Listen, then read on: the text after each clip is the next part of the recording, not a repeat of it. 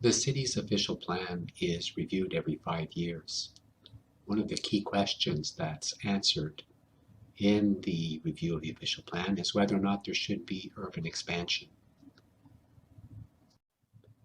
In the context of the climate emergency, urban expansion is no longer a viable strategy for managing growth. This presentation will demonstrate what the implications are of not expanding the urban boundary. First, some geography.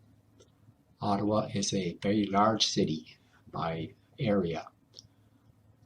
In this map, we see the red line is the city limits.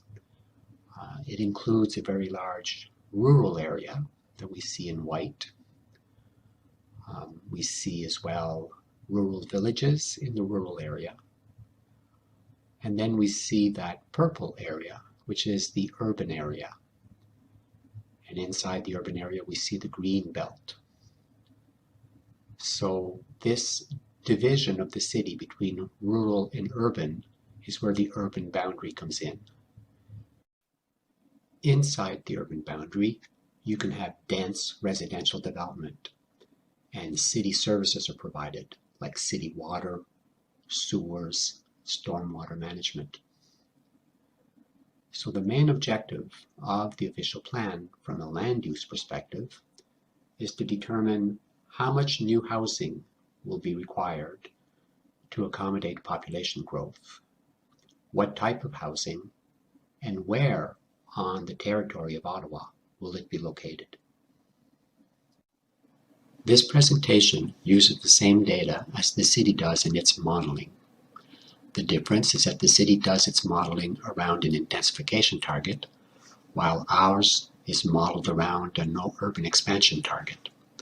This is a policy choice to either limit intensification or to limit urban expansion. Both the city and our responses use the same data. The city grows as a result of population growth.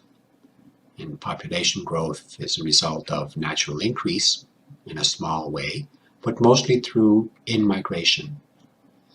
This reflects the global trend of migration from rural to urban areas and concentration of populations in cities.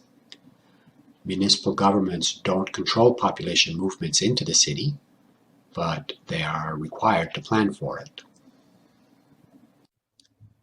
The city has run population projections, converted them to household projections, and from that have determined that 194,500 new dwellings will be required between 2018 and 2046.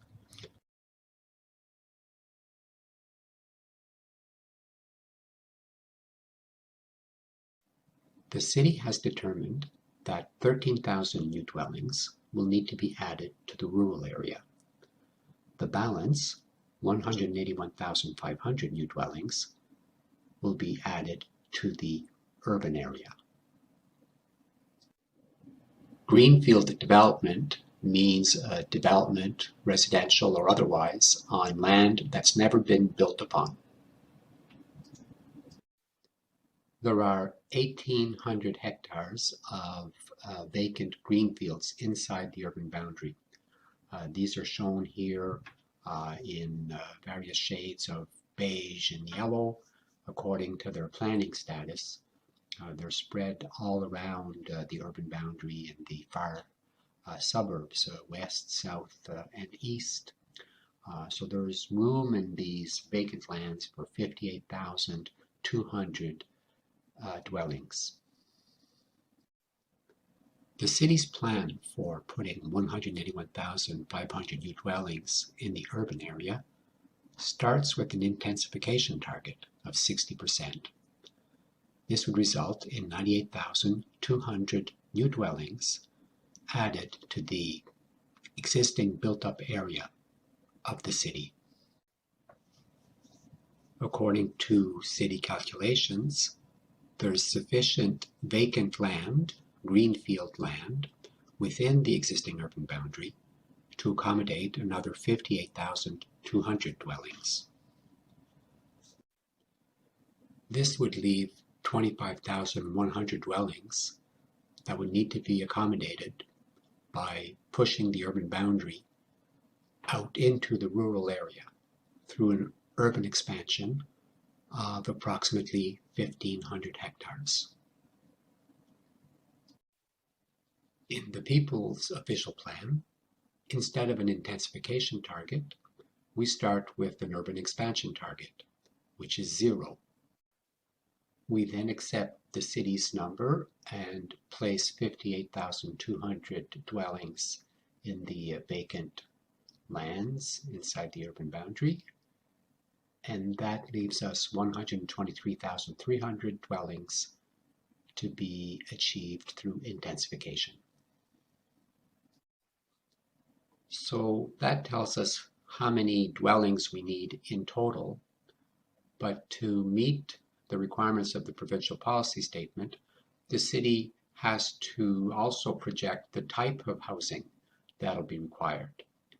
And so they have developed a methodology for projecting what's called housing propensity, which we accept. We think it does a good job of looking at past trends and life stage analysis and also generational differences.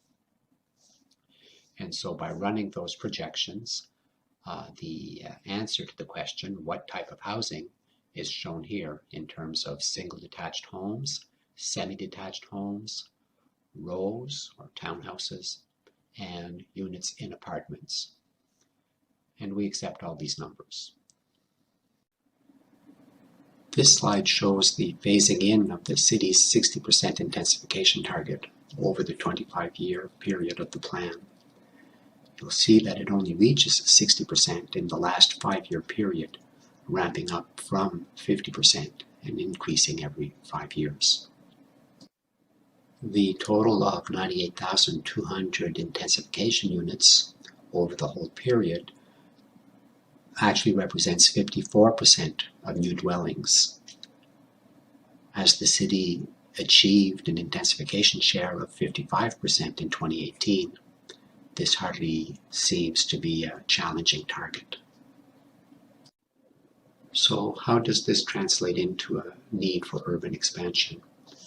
Well, we'll see across the top the total demand by type of dwelling for the whole period. And in the middle, we see the supply that will be provided through intensification or through greenfield development for each type of unit.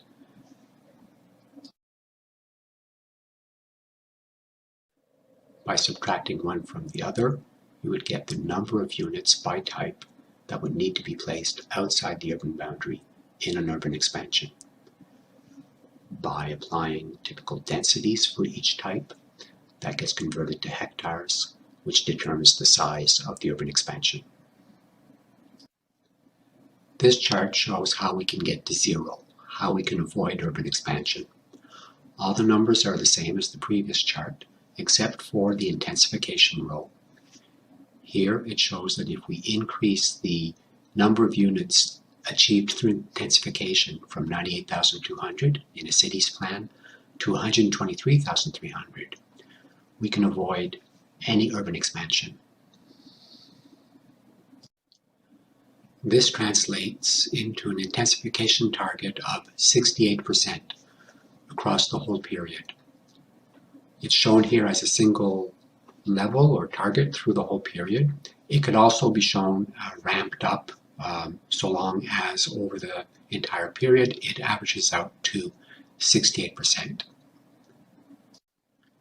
So what's the impact of increasing the intensification from 98,200 to 123,300? We'll look at this by type of dwelling.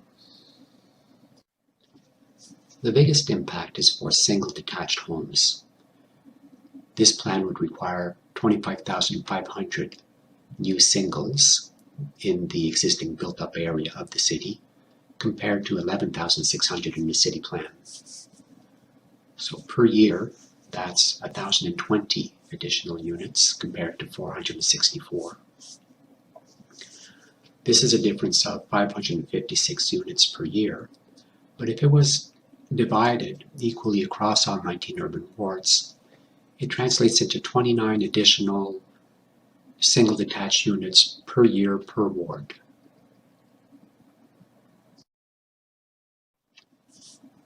This could be achieved by ensuring that in redevelopment and infill situations of single detached replacements, that only multiple single detached or multiple unit dwellings are constructed. Another strategy would be to actively promote tiny homes and coach houses and account for these as single detached units. In the case of row units and townhouses, the difference is much smaller. Doing the same math, it would translate in 6 additional typical 3-unit townhouse rows per year per ward. In the case of apartments, there's essentially no difference between both plans. A small difference of 100 per year across the entire city, so easily accommodated. Up until now in this presentation, we've accepted all of the assumptions and numbers put together by the city for this analysis. And even on that basis, I think it's been demonstrated that there's a viable path to no urban expansion. But there are 2 assumptions that we believe could be revisited, which would reduce the number of units that would need to be produced through intensification. The first one of these is the allocation of units to the rural area. In previous official plans, the projections were for 9% of units to be allocated to the rural area.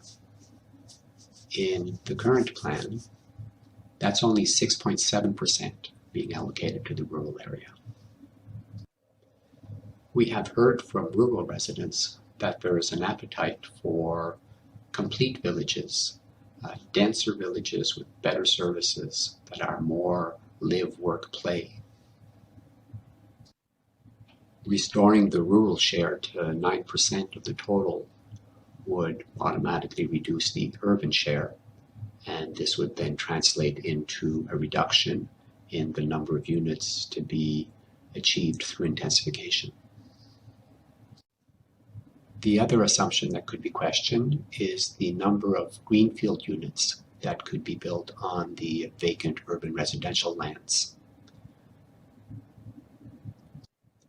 We have accepted the number of 58,200 units, but this is based on plans that are traditional suburban developments, rather than rethinking these new developments as complete communities, denser, better serviced.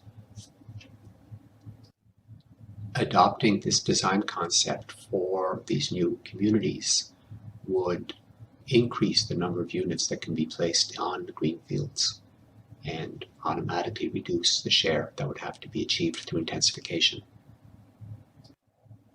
While not essential to maintaining the urban boundary, avoiding urban expansion, these 2 changes would provide better design, better services for rural residents, and also more just and healthy communities in the outer suburbs in the new greenfield development, while at the same time reducing the number of units that need to be achieved through intensification. Throughout the development of this official plan, it was known that the province was working on a new update of the provincial policy statement.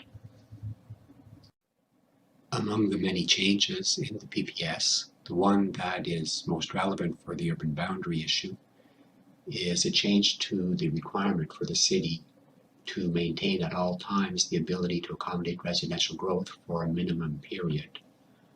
This minimum period was increased from 10 years to 15 years.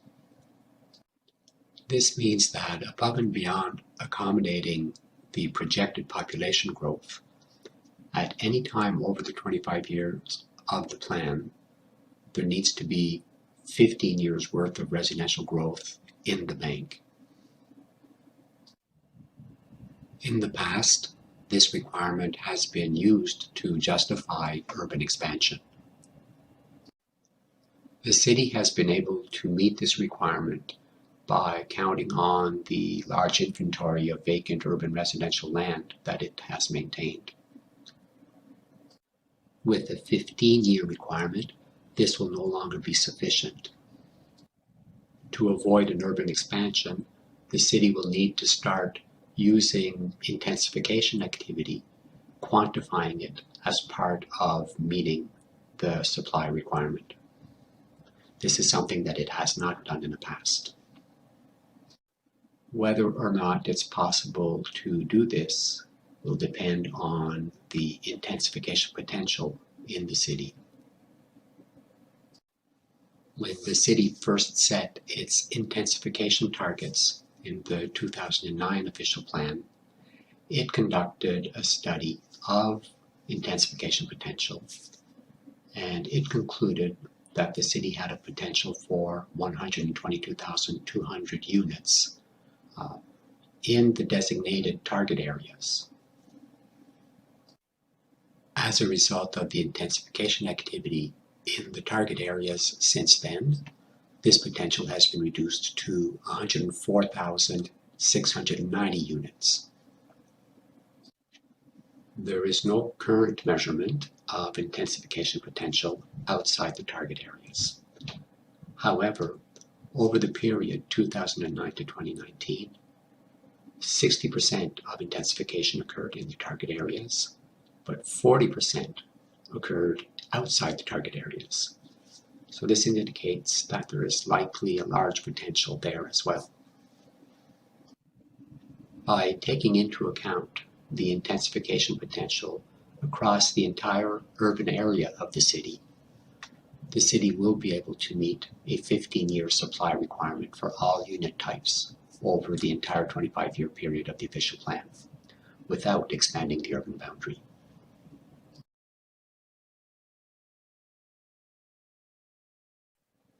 So in the context of climate change, it is possible to manage growth without expanding the urban boundary.